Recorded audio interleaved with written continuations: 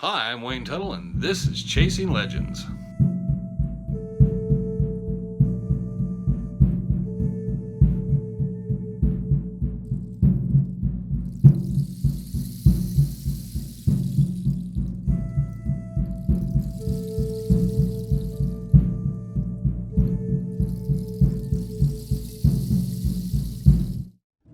Welcome back to Chasing Legends. Remember to hit subscribe, leave a comment if you want to leave a comment, hit the notifications bell to know when our next video is. Every Monday, I believe it's 4 o'clock Arizona time, these things upload. Figure it out on your own if you can't figure out the rest. We are back here in Obido Studios. So I'm back home where it's actually really nice out, so I don't have to sit there and don't need a jacket this week, which is kind of nice. But back on my own out here.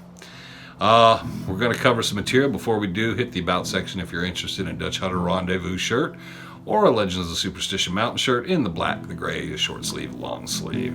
So we got all that stuff covered, so let's get to this week's kind of a storytelling a bit, but what I wanted to do is, there's quite often Frank and I are talking and then I'll have to tell Frank that didn't actually happen in the show. We filmed that, but it never made it to the show. And it's a problem sometimes when we're answering questions or when we're thinking about things. We think about things in the 24-hour period and we forget what's in the show or not because you live it.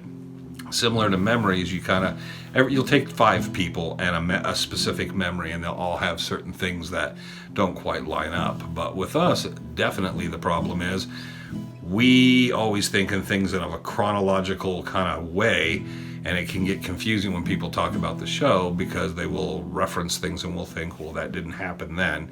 And then you have to go back and realize, oh, they put it in like that. So I wanted to cover a number of those things, and I've talked about them on the live videos back in the past, and I think I've covered a few things here and there, but cover the real specific ones that I think everybody's missed. So the first one I want to cover is when Frank found his gold. It was really kind of sucked. We were up by Black Cross Butte, and Frank's working a wash, and he found this gold nugget. It was a nice little piece of gold, and he found it, and Frank was quite excited.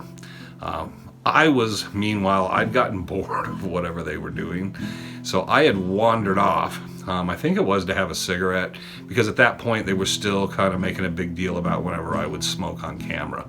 So I kind of worked my way up into some rocks, and then they kind of looked for me and they found me, and I told them come up here, and I found those quartz veins. But the first thing is Frank found that gold, and it was washing out, and it was actually on top. So Frank was kind of like pretty excited and thought, well, we should actually stop here and him and Woody pick up a couple spots, and they should pan out. We should see what we're seeing in here. Now, I don't know how much gold we would have found, but it was interesting because it was part of the original concept to look for some gold and then look for some lode gold because of that. And they just kind of blew him off. Instead, they went completely talking about that cactus that was there and some other stuff, and Frank got pretty frustrated. So then they worked with me, and I was up on the ridge up there, and I told them, come on up here. And you actually see when I yelled at them, because I was yelling, and then they were filming, and they swung over, and they actually catch me when I'm like, guys, get up here. I found some, I'd found some quartz veins, some stringers up there. So they worked their way up there. Well, what I'd found was a hole in the rock where 2 people could fit in kind of a little alcove, but one person very comfortably could have laid up in there. You could watch the canyon down below, and there were all these seams of quartz running through the rock and stuff, and I said, we need to take samples of this because this could be the gold that, so, and that was part of what we had assayed, and that was the part that actually, I think I assayed like a half ounce per ton. And later someone went up there and knew the area and cleaned it out, which kind of sucked. Yeah, it happens. Well, of course, one of the other things that, I don't know if the alcove was filmed, but as I turned around and was looking around in the area, there was a bunch of screened dirt. It was just like topsoil dirt, and it was a couple piles of it sitting there. And me and Frank were looking at it and realized someone had to be digging something up, screening the dirt and all, but we couldn't find anywhere nearby, and it was up on a kind of a ledge area. We couldn't find anywhere anyone dug, so we started looking around, and then they wanted to quit. And there was a big frustration deal there because we were thinking someone's been digging here, someone's been screening dirt, there's been something obvious happening in here. Someone was either finding some gold or someone was looking for some gold, or there's some sort of pit or prospect around here we can't physically see. And we started looking at the area, and they were too much about getting food, and they didn't want us to mess with it anymore. And we pulled out of there. By the time Frank and I went back much later, which was like the first 2 episodes we did when we started doing the YouTube, we showed that there was a lot of smaller gold in the rock throughout the area, but someone had cleaned out a lot of those stringers and a lot of that quartz, and then some of the other stuff had changed. Now, there have been rocks and things moved around, so we know some people went up in there. The problem is, we don't know if the people up in there were the people searching stuff from the show, or it was someone that knew something actively was up in there. But there was a lot to that story, and they left the majority of that out. It could have almost been a half an episode, or at least a quarter hour of material. And I think outside of Frank talking about the cactus and me saying the string, and then I chip out some of the quartz, I think the rest of that is completely missing. And we spent several hours there, and it's just a shame that people didn't get to see that. But we think that when we talk about stuff, we talk about the gold we found and stuff, and people look at us kind of funny because they don't realize, well, we forget that's not actually in the show. Which it happens, it's editing, it's whatever. They said it would be anticlimactic if we found gold that early in the show by 4th or 5th episode. Go figure. They didn't show us the trip back from the Batcave. And that was grueling because it was raining. Everything got really wet. Most of the production crew completely deserted us. When we worked down, it was me and Jesse Hayes taking up the back end, making sure everybody got out. I was on the bum leg. My knee was pretty much shot out. I was working my way down and out. By the time we got there was one boat left. And Glenn had to have filmed it because he still had his camera, I'm pretty sure. And it was Glenn Evans, one of our cameramen, myself, Magnuson, Deleel. I know Jesse was with us, Jesse Hayes. And I don't know who else was with us. It might have been just the 5 of us. There might have been someone else with us. Anyways, I think, and it might have been Frank. I'll have to talk to Frank about it. Anyways, the boat wouldn't start, and we couldn't get the boat going. Now everybody's gone, and we're stuck out there, and there was a big storm rolling in. And I'll never forget it, because when we got back to the boat, we finally got the gear in the boat. Magnuson said, does somebody have my metal detectors? And someone told him they're on the other boat. Jesse, I think, got on the radio, and they said they're on the other boat. They're already out of here, which was not true. And then we went to get in, but we got hung up, and we couldn't get the boat to get started, and all. We were kind of stuck, and then we couldn't get through on the radio. And Magnuson had to jump back in the water and then go chest deep, pushing us out, getting us out of there, because we had to clear all the rocks and stuff. But yeah, I don't remember what the reason was, but the boat wouldn't start. Then we finally got it started. And Frank might have been there. He might have been hung back for us. I'm not sure who it was, but I know Glenn, because I have a picture of Glenn and Deleel at the back of the boat. I know they were there. Magnuson was there. Jesse was there because he came out with me, and I was there. I was up in the front of the boat, and it was just nasty. It was getting cold out, and it was evening and all that. And then you never see us come back to port. You never see us unload and then strip down, because I wouldn't let any of the guys in my truck who had been up to the Bat Cave get in my truck with those clothes. So we had to strip all our clothes off, throw them in the back of my truck, and then drive back, basically, in our skivvies back. Frank did ride with us on that, because, yeah. So he might have been with us in that boat. He might have been with us there, because when we got back, Magnuson said his metal detectors were missing. There's a lot of cool stuff about that if they would have filmed, and I'm sure they filmed it. But it would have made it interesting, something interesting, but I guess they're doing that 40 minutes, and they got 6 episodes, and they just cut so much out, and there's probably an hour story in there to tell of all that, of us coming back out of the Batcave and working our way back out. The next one is a favorite, is The Snake by Black Cross Butte. Now, we'd went in and we'd started filming, and there was this Mojave, and he came out several times. And we kind of chased him back into some brush, and there was a boulder, and he got back up under there and kind of got back in there, and we noticed him sleeping. Now, I know we left someone to watch him. He came out again. We kind of got him back in there again, out of the area. I know we had all 3 cameramen, two guys assisting them. So it was Glenn, Ian, Mike, and then we had Patrick and Chris with them. And I know Jesse was there, Russell was there. So there had to be a crew of at least 10 to 12 people with us. So there's at least 17 people there. And the worry was the snake and something happening, because the snake just kept coming out right into everybody. And we kind of got it back in there. We were trying to keep an eye on it, and then they broke for lunch. And now it was probably a 3/4 mile walk back to lunch. And that day I decided I wasn't really hungry. I had a few things in my pack. So they were going to walk all the way back out to go eat. And I was like, we're going to be an hour or two before we do any more filming today. This is ridiculous. So I figured I'll just eat up here. We got whoever's watching the snake down there. And then I'm just going to sit up on this area. It was a nice overlook over the canyon. And I'm just going to eat my food, and I'm going to just chill out and relax because I wasn't too worried. And Jesse Hayes, who I mentioned before, Jesse decided to hang out with me. We had a nice talk up there. We were hanging out. And because they wouldn't leave me alone, because I had a bad habit of, I think this is notorious of me, of wandering off while they were filming. So I think they were worried we can't leave. You know, I'm thinking I'm the only mountain guy out here. I'm fine. I just want to kind of chill out and get away from you guys. So they left, but I guess the guy watching the snake left too. So there's nobody but me and Jesse, and we're probably 20, 30 yards from where that snake was denned up. We're not even looking there because we think there's a guy over there kind of keeping an eye on things, letting us know if the snake comes back out and gets back in that area. Well, of course, what happens is we're sitting there and Deleel comes down, and next thing we hear is Deleel scream like a little girl and doing a dance in the creek. And we look down, and I guess he came down right into him. And I think he scared the snake, and it went up and went to the other side. And then we're like, oh, what happened? You know, we went down, and Deleel did a little bit of a freak out because he was like, holy crap, damn thing came right down to me, but then I don't know what happened to it. So we're looking around for it, and then it went back in some underbrush off to the other side. So then we're thinking, okay, this is the third time we've had the problem with this snake. It doesn't seem to have a problem with getting underfoot with people. And the whole crew's coming back down from lunch, and then we made everybody kind of stand back. And it was me and Frank, I think Deleel, Magnuson, Russell, and then we had an EMT, Deputy Sheriff, Dave Ayler. I always should say Dave's name. Dave was an awesome guy. And we were all sitting there discussing the problem because someone's going to get bit, something's going to happen because we keep running into this problem with the snake, but we have to keep working, and we're going in and out of this area. So we got to return through this. There's a lot of problems. And finally, Dave and I were talking about it and thinking there's not much we can do because we've tried to do everything, keep someone watching it and all, and with the people that are not paying attention, someone's going to get bit, something's going to happen.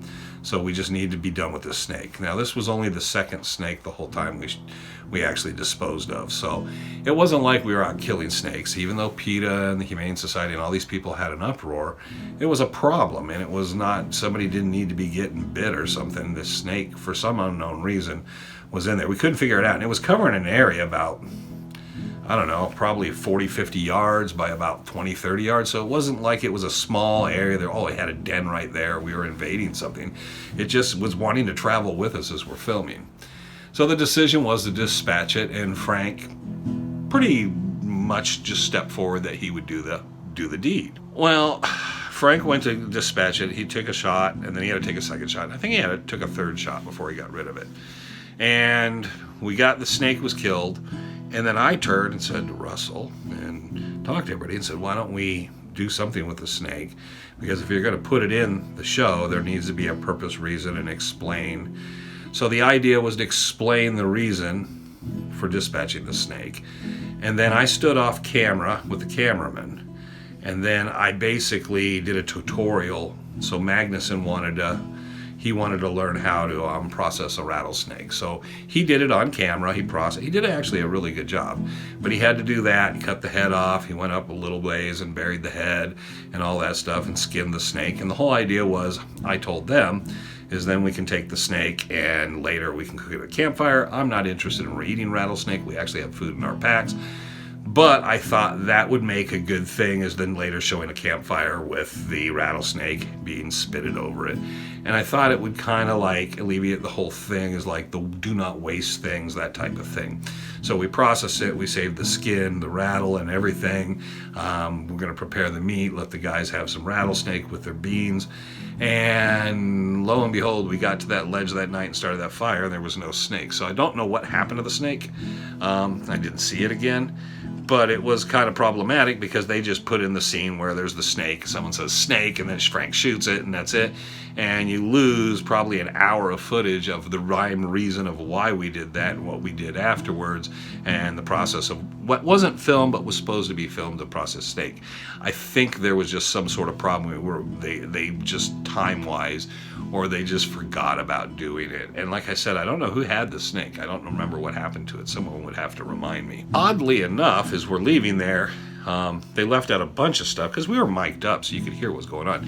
They were following us as we were coming out that night, and it was just, the snakes in that canyon were just, they were everywhere. And Frank was always usually right behind me, and he kept saying, you know, that wasn't the first time I had to stop him and stop. And I told him, don't follow me so close.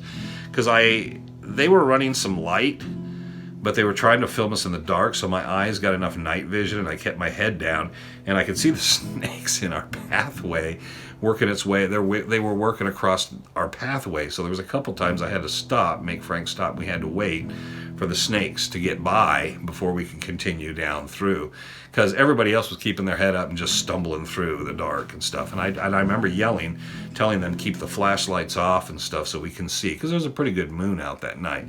So I thought we'll be able to actually see better without the flashlights, and we'll see what's kind of moving around and stuff around us without having the narrow light. But that was kind of like, yeah, so much of that whole evening was just completely forgotten. Yet when we talk to people, we always reference stuff that happened during that whole process. So you see 5-10 minutes of film, and then we're talking about 2-3 hours of what occurred during that time period. Another one is the Fish Creek Ledge. And that was, we went to film and work our way up into Fish Creek, and we were working our way up, but Woody has a fear of heights. So the only way we could get Woody to work his way on the ledge was we tied a rope around me, we tied a rope around Woody, and then we tied the rope after that around Frank. So it wasn't so much we were worried about Woody falling, but he just literally, people that have a lot of fear of heights become literally catatonic. They can't move. And that was his problem. He would just suddenly couldn't move, and he'd just grab onto something, and then he just can't move again. So that made him secure, and the idea was he knew he was tied to both of us, and he could keep his hands on the rope in front of him. And that would give him something he could feel jerking and feel tugging and knowing he was attached to me, and he'd feel fine. And then Frank behind him was talking to him quietly, and that would kind of make him, and he made the whole process and all, and there was a lot of other things that happened, but I don't think that's in the show at all. And it was actually a pretty big deal that Woody made it, because if you're afraid of heights, and he was at least 60, 70, 80 feet above the floor of the creek, and he's up on this narrow ledge where rocks are falling off and stuff, and we had to wind our way around the edge of it, and the pathway was only probably a foot wide, and then we even from there worked our way out over some boulders and stuff out to this outcropping that was centered and got some great shots and stuff. But Woody overcame a lot to do that, and I think there's the shot of us standing there, and they did a drone shot and a couple things of it, but they don't bring in the whole part of us having to work our way out there, which happened a lot. Is a lot of times you see us skip and we get somewhere, but they didn't show the process of us getting there, and that was one they should have done, because I think for people who have fears of heights, it would have been good for them to see how he overcame of it, how we worked as a group and a team, and how Frank and I kind of took care of him, but then how he entrusted us and how it all worked out. It was a very cool moment, but at the same time, nobody knows because you don't see it. Then we got Mitch Keldorf in the helicopter, and this is one of those things that always puzzles me, because they were actually pretty mad at me. I had a blast. And Mitch Keldorf, they had a helicopter. Frank refused to fly in it, so then they decided to put Magnuson in it with me. And I was like, okay, whatever. I guess he's the guy, because he was drawing the hearts and stuff on the maps. I don't know, or using the ruler or whatever that was, you know.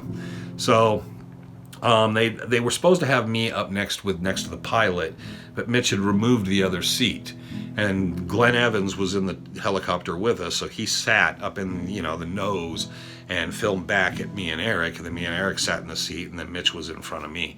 And we got up. Well, there was a couple different problems. One, first, that changed the way they had to do things, and plus how we viewed stuff, because we could only see out each side really well. Secondly, the air conditioning wasn't working in the helicopter. Of course, you can't hear in a helicopter except for on the headphones. So we got off, and then the problem was we were just dying because we were just sweating. Because remember, we filmed in the summer, and now we're in a helicopter, in that enclosed helicopter, just flying through the air, and it was getting tough. And once we got in, finally Mitch, Glenn, I think, was the one that mentioned it and asked Mitch, can we pop the doors? And Mitch said, yeah, and then we popped the doors. Then it was pretty tolerable. It was nice, you know. It was loud, but we were talking through the headphones and the microphones. But the bigger deal was it helped cool off and vent everything, because we were pretty miserable. In the show, what I was told I was supposed to do was go down. We were supposed to go down around Peters Mesa, work our way back up, go down Fish Creek, and then we're supposed to go around Horse Mesa, Black Cross Butte, and then down the Salt River and all that. Well, nobody told me this, so Mitch gets in the air, and the first thing Mitch turned and he said, you know, hey, you're in charge, where you want to go. And so then I decided to make the flight itinerary, which I didn't know. They didn't tell Mitch. I just figured, hey, we're up here riding around, flying. Looked at Glenn. Glenn shrugged, so we just went on our way. So we went in, basically took off, then we crossed the Salt River. We went in by East Boulder. Went down East Boulder. We came in. We went across Bluff Springs Mountain. Then we went across Barkley Basin. We went across Buzz of the Quarter Circle U for fun. We went down to where we were in Hewitt, and we did Wetlock Canyon, Hewitt Canyon, circled around some of what we filmed, went up around Rogers Trough and Iron Mountain, came back through by the Quarter Circle U across the Barkley's Basin. I think we came over Coffee Flat. Then we worked back up and we went over LaBarge, came back around Needle Canyon, and then we started doing circles, donuts around Weaver's Needle, which was awesome. We turned actually sideways and Mitch had us. It was cool, and we got great footage. That footage of what we did coming across the tops of the mountains and stuff had to be awesome. And all I was doing was like, okay, cut here, go here, because I knew where we were, so I was just working our way, because I wanted to visually see all these different places from the air. We never got out of there. When we got done, we came back down, we went through LaBarge. I think we went back up Boulder, then we went up, and then we hit the Salt River and filmed the Salt River horses. Got back, and then I was told later, why didn't you guys, we wanted you guys to go to Horse Mesa, Black Cross Butte, and that part of Fish Creek, instead, the part of Fish Creek we actually kind of caught at the time was the stuff down south. So none of that almost made it. I think there's a little bit of the Weaver's Needle, a couple spots where we're supposed to point out hearts and stuff, but then the other problem was we were supposed to do dialogue and talk about the hearts. And Magnuson and Glenn were really into it, filming and asking me what was what. So I was doing a lot of pointing and saying, okay, go around here, Mitch, go left here. Okay, this is Bluff Springs, you know. Okay, the Ely Anderson Trail's right down below us. Now we're cutting through, now we're going by Miner's Needle. So I was giving them like a tour guide thing of where we're going, and then directing Mitch. And we had a great time. Mitch was awesome. We had a great time. But it was nothing what they wanted to film technically. It was not in the right area because they never told me what we were supposed to film. I mean, Mitch took us straight down into East Boulder. I mean, we never went the direction we were supposed to from the start. So that happened a lot because they wouldn't give us direction. They wanted to keep it kind of free as what we were doing. But then the problem is I didn't know what they were thinking or what shots they were looking for. And in this case, we got some great stuff early on. There's a lot of stuff that was left out the first couple of weeks we filmed that just never made the show. Frank and I always are puzzled over it because it was really good stuff. And one of those things is when we were packing in, going through Barkley Basin, working our way east, and then getting down into Hewitt. One of the great things was we had Archie Johnston down there with us with his grandson Charlie. And Charlie was there, and we had Dean, who was the caretaker, Dean and Chris, down at the Quarter Circle U. And then we had Sonny Tapia, and everybody was down there, and we had the horses, and we're loading. Remember, one of the first things that happened was we lost the strap for my rifle. Sonny was very hesitant about putting it on with the horses because the pack horses will fall over. And he was worried about my rifle getting broke. And we just decided, then we lost the strap, and I don't know how we lost the strap. And if you notice in the show, if you ever watch carefully in the show, you will see there's a backpack strap I use for a few, and then I'm using parachute cord. I made a sling with parachute cord, and then by the end of the show, you'll see the last couple episodes, I have the strap back because someone magically, it showed up in like one of the equipment trucks for whatever reason for my rifle case, so I ended up getting it back, and I have it now. But yeah, if you watch carefully through the show, you will see my strap for my rifle changes, and the reason it was on the horse was because they lost the strap almost instantly as soon as we were ready to leave the quarter circle U. So we're getting ready to leave the quarter circle U. We spent a lot of time filming, cleaning stuff, getting the stuff set to pack, showing how we pack, talking about the equipment. I don't think almost any of that makes the show. And then as we leave. Now when we left, one of the problems was the horses, I don't think, cared for the cameramen a lot.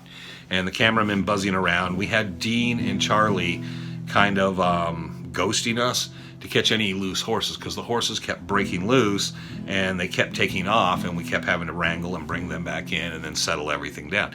And that took a lot of time, but it was very exciting. All I can figure is because the horses, because they're tied in, and they're tied so they'll break loose, but then the horses would stumble, a couple would panic, and they'd fall.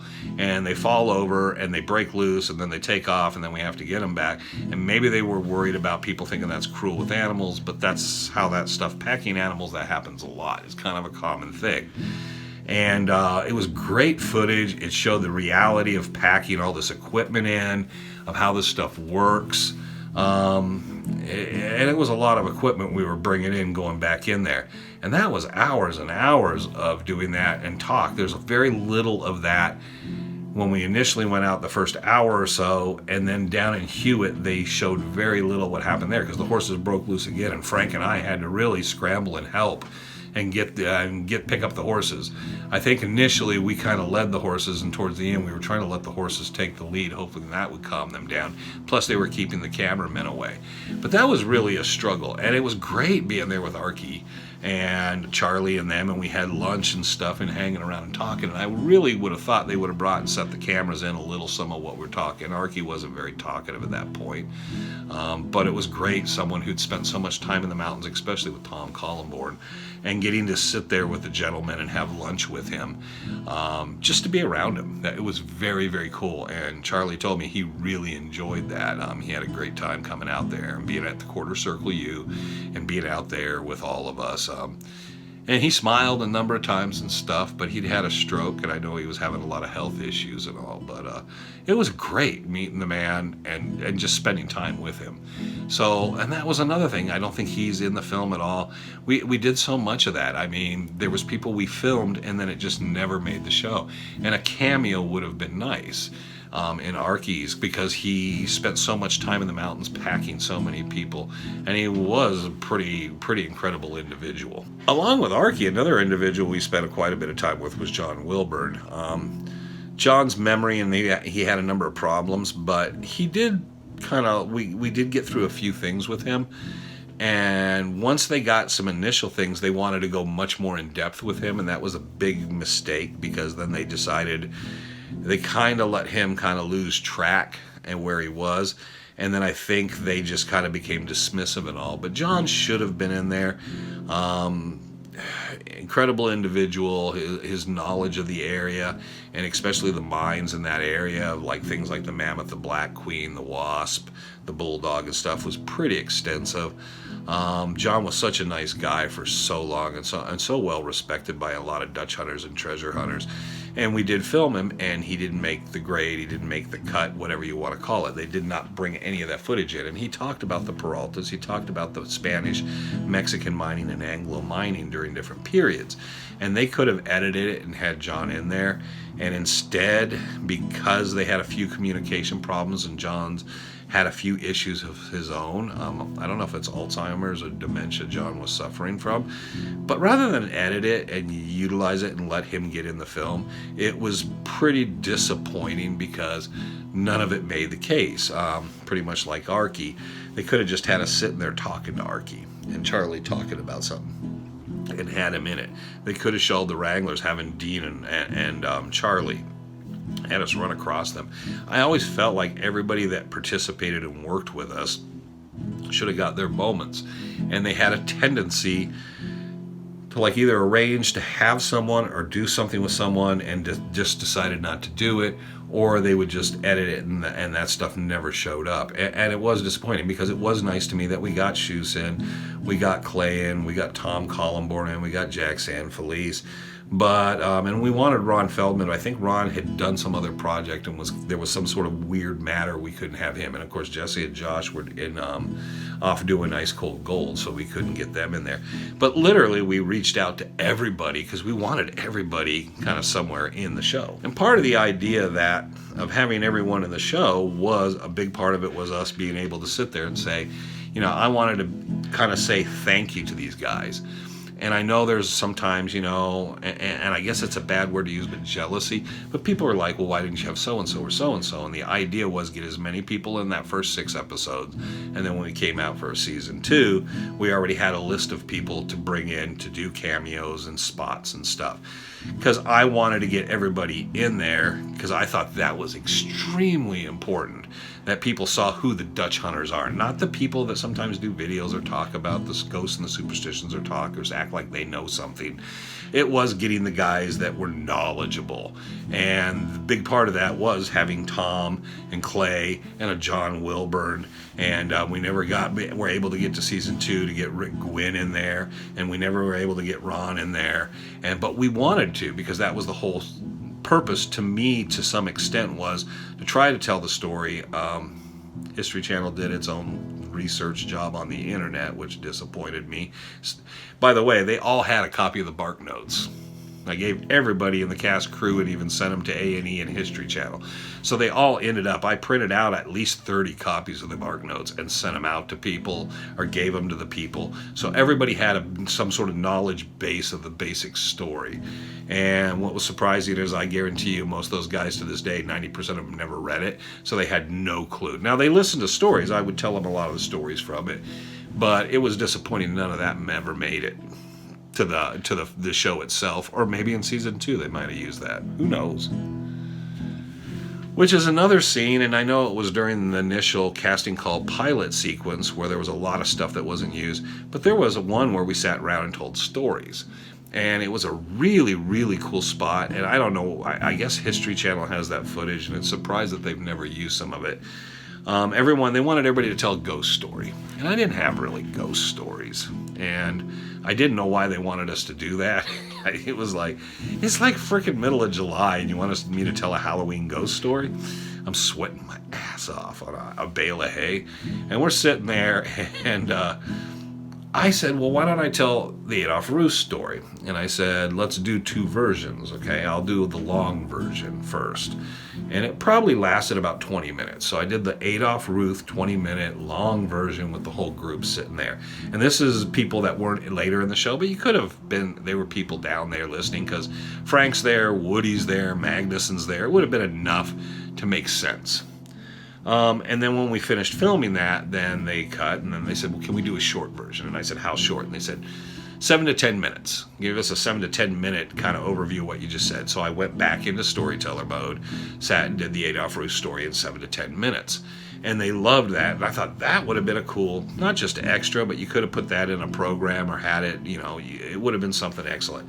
And a couple other guys had some good stories too there, I think. God, I'm trying to think of who else was sitting around there, but there was a couple people that told some great stories as well.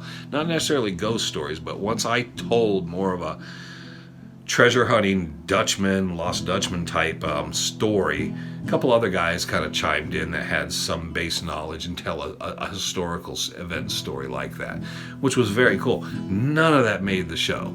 And which is, again, a big disappointment because I always think in terms of where is that when we were sitting around on the bay, the hail bays and bales, hay bales, kind of just shooting the breeze and stuff and doing that evening because it was great. Incredibly stupid because we're sitting there with lanterns and a small fire on hay bales on the ranch. I'm sure if Chuck Backus would have actually seen it, he would have freaked out. Another thing is when we sat around the campfires, they always wanted me to play a musical instrument. And I wanted to cover the fact that they wanted to get my guitar, and I've talked about I wouldn't do it because it made no sense. How in the middle of nowhere I suddenly have a guitar and I'm magically playing. I was not the singing cowboy. I recommended get a mouth harp or a harmonica, and I would have blown that. We could have done a little something atmospheric, but because that would make sense. I pull that out of my pocket or something. They didn't want to do it, but the funny thing, the joke was on them because I had a guitar in my hotel room, and actually Ian, one of the cameramen, actually had to have heard me because he sat out and slept out in his hammock on the patio, and I would sit out and play it. So thank you, Ian, because you never told on me, because you could have said, well, he has one in his room. They were going to come to the house and pick one up, and I said, no, you don't, and all that. But it was one of those things I didn't want in the show. We managed to make it out. But there were so many of those stories that didn't make the show, and it's just a shame. I think it would have enhanced the story and told more of the history coming from us around the campfire than anything else. So that's it for this week. I hope you enjoyed all that kind of little insight, and it clears something up. Is when we describe something and you're thinking that didn't happen in the show, what are they talking about? It's because our very real memory is something of that actually really happened, and we don't live by the show. Whatever it is, 6 episodes, it's about 4.5 hours.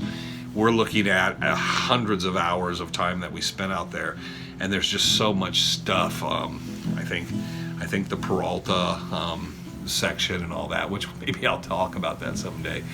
But there was just so much stuff that didn't make the show that you could literally build a season out of it. I'm sure there's a convoluted way you could do some interviews with us all and create something out of it, episode after episode, because there was so much stuff of us out there doing things. So there it is. There's Chasing Legends. Thank you for listening. Thank you for watching. Thank you for spending time with me again as we kind of widen things down. Dutch Hunter Rendezvous, the 5th, 6th, 7th of November, coming up right around the corner.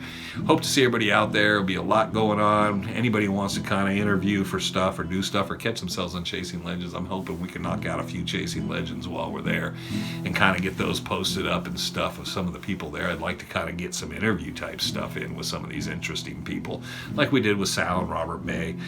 But it'd be cool, and Woody Wampler will be there, Frank Augustine will be there, I will be there, so many other people are guest speakers. Tentatively at this time is Robert Kesselring, who looks like pretty much a shoe-in and a sure thing because we've been talking back and forth. So it'd be great to have Bob out there talking about, I think he's got a 3rd book coming out and stuff he wants to talk about. Great to have him out there, and he can maybe field some questions and stuff, and people enjoy their time with him. And hopefully Thomas Glover was talking about coming out and doing another guest lecture in that, so who knows what other great things, but I hope Thomas will make it regardless. And things always are fluid, but we'll hopefully see everybody there. Until then, I'm Wayne Tuttle, you're not, and this was Chasing Legends. Take care, and we'll see you next week.